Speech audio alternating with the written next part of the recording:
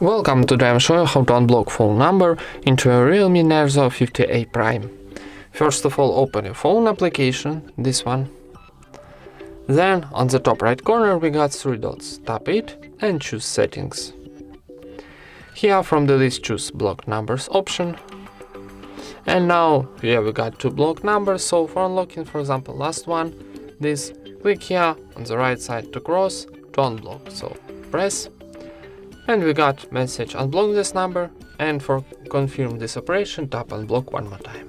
And we got success message on the bottom. So let's try again. This number, click here on the right side to cross and confirm operation tapping unblock one more time. And that's it. Thank you for watching, leave thumbs ups and subscribe to our channel.